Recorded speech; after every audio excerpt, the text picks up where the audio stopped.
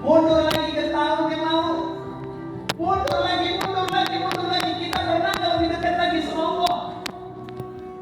Sedangkan di ucapan kita setiap hari, ya Allah, Rabbana atina fid dunya hasanah wa fil akhirati hasanah wa qina adzabannar. Di mulut kita minta sama Allah dijauhkan dari api neraka. Tapi setiap hari langkah kita, ucapan kita, kata-kata yang keluar dari mulut kita bukan ucapan-ucapan yang dirindukan sama Allah.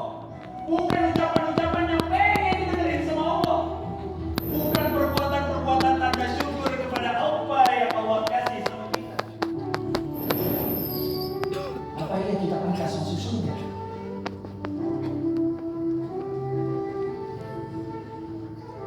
Tolong minta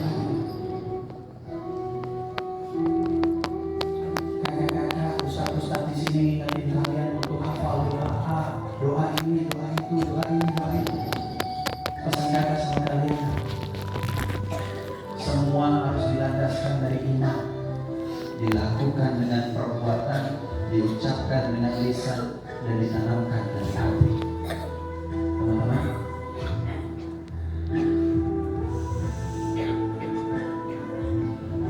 ya Allah ya.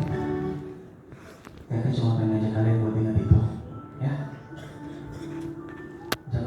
Jangan dibuka dulu matanya. Kalian harus ingat lagi.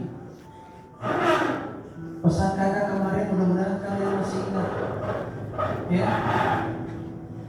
Yang kakak bilang mau akan tutup pintu surga bagi anak yang suka bohong. Sambil kita ingat kita pernah bohong sama orang tua kita. Sambil kita ingat kita pernah ngebentak orang tua kita. Sambil kita dengerin juga, sambil kita ingetin juga, apakah pernah kita bersyukur sama Allah, ya Allah makasih ya Allah aku sudah dilahirkan di bumi ini. Tapi apa yang biasa kita doain? Ya Allah ibu aku jahat banget. Nah, kalau kakak sekarang masih ngajak istri kakak, kalian bilang ibu itu jahat, luar biasa. Kakak tahun 2016 masih belum jadi sebagai pendongeng seperti ini. Kakak waktu itu masih jadi supir truk, ngantar barang dari satu tempat ke satu tempat. Tiba-tiba kakak ditelepon, singkat cerita, kakak ditelepon istri kakak siang melahirkan anak pertama kakak. Sampai kakak di rumah sakit. Kakak langsung ketemu dokter bilang apa? Pak, bapak punya pilihan. Pilihan yang pertama, anak bapak meninggal, istri bapak hidup. Atau istri bapak meninggal, anak bapak hidup. Nah, singkat cerita istri kakak jawabnya apa? Ayah, tolong jaga anak kita, biar ibu yang meninggal.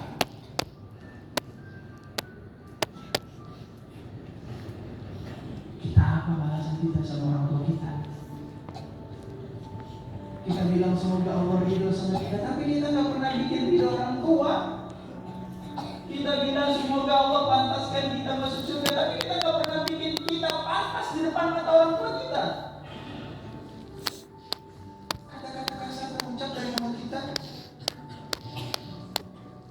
bukannya malah bersyukur, ya Allah terima kasih ya Allah, Engkau sudah memberikan kami kesempatan.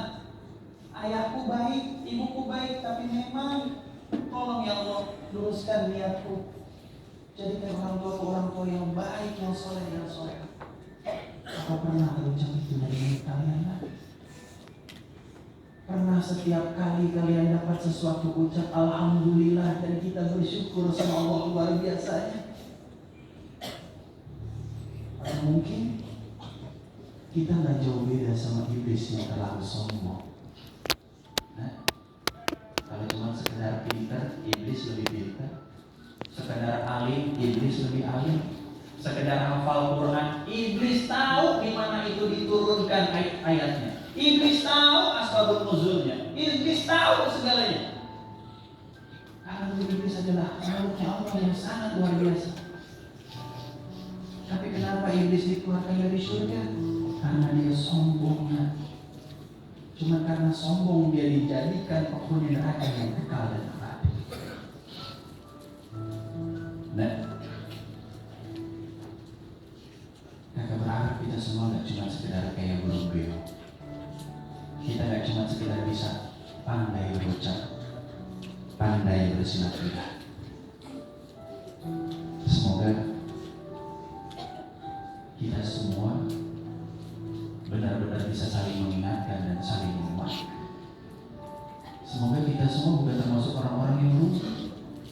yang cuma mikirin diri sendiri, yang nggak pernah ucap syukur sama Allah.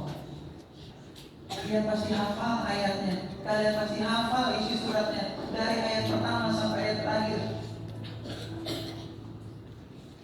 Wal asr, demi masa, demi waktu. Illal ladzina amanu, ayat ketiganya. Ayat keduanya, innal insana lafi khusr.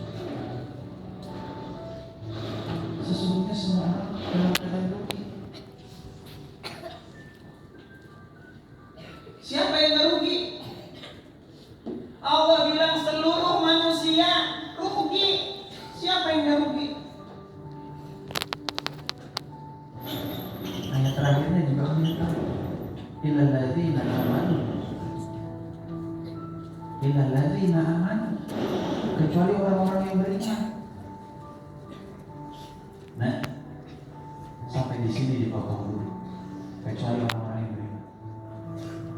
Siapa orang yang beriman itu? Diucapkan dengan lisan, perbuatan, dan ditanamkan.